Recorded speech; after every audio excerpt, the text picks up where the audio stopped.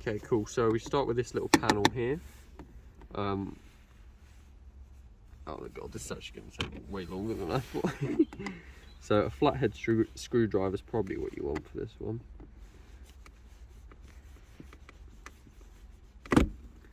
There you go. Then that just pops off, and then you throw that down there. So you've got 2 screws here. There should probably be a third one in there, but there isn't. I probably lost that one.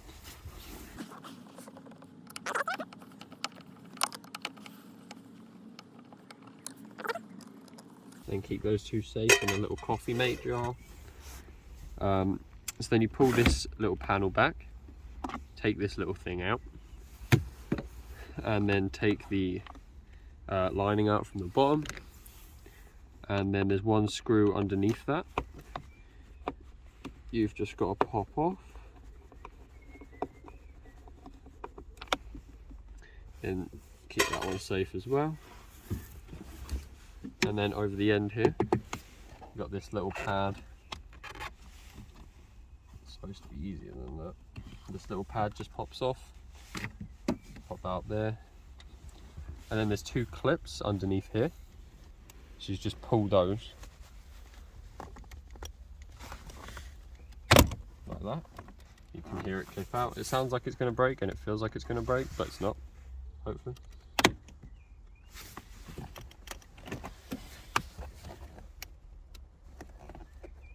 There you go. And you can pretty easily feel it once it's popped off. And then at this point, pretty much almost done actually, you can feel it lift up. So if you want it completely off, you have to just unscrew the gear stick, which comes off incredibly easily for some reason. And then just lift it over the top. Okay, so I've taken it out because it was hard to show you otherwise, but these metal clips here, if you push all 4 of those in, there's 1 on each side, this thing just pops out. And then you unplug it from the bottom. With this little thing here is a little clip you need to push in. That's, again, easier said than done. Making use of the screwdriver here.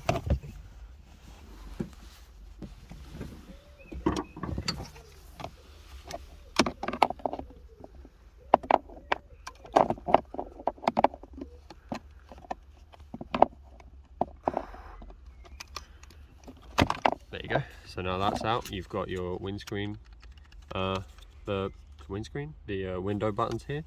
You can just pop that wherever you want, and then there's nothing holding this entire unit down anymore, so it should just pop off.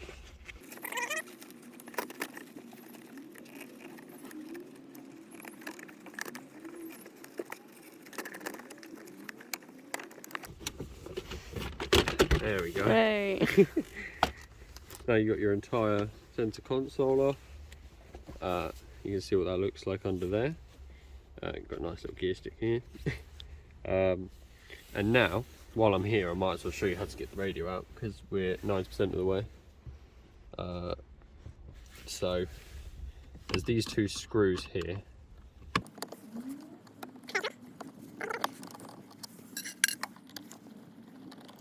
Those 2 screws out. Then once those 2 are out, you can pop off these side panels. Literally just tug them towards you. They just slide off. And as you can see now, that these screws are now revealed on the side here. There's 1 on each side, so I'll just take them off.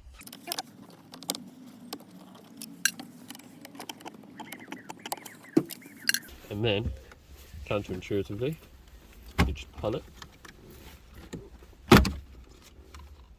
and the whole system's out. Comes out with the climate controls as well, and then you can unclip all of this and take off this inside, and then unscrew the radio if you're wanting to get the old radio out, and then just screw it back in, screw the new one back in.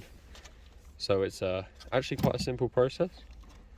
It involves quite a lot of just tugging and things, to be honest, but yeah, relatively simple.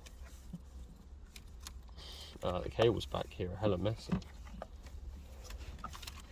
And then to put it back in, you just push it in all corners. There are 4 clips you should feel go in. Okay, so putting the head unit back on is pretty simple really. Just make sure it goes over the handbrake.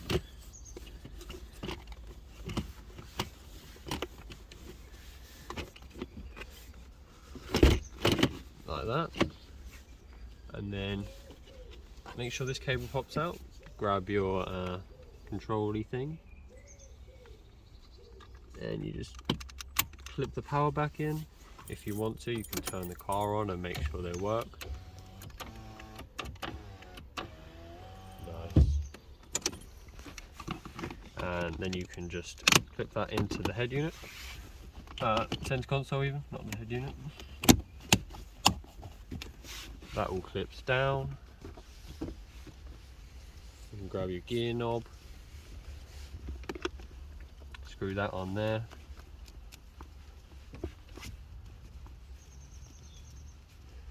Make sure it's screwed on nice and tight.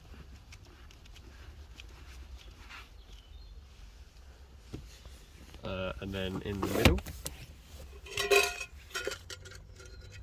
your G1 screw under the bit we took off before.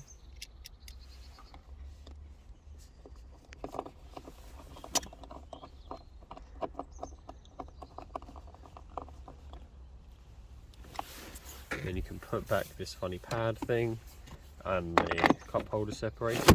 Slide that across, and then you've got a screw in there. Probably it's meant to be a screw the other side, and one just in the middle there.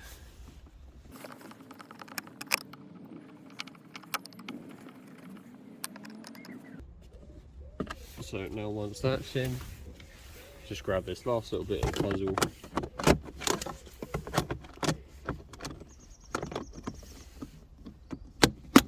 Clip it in, job done.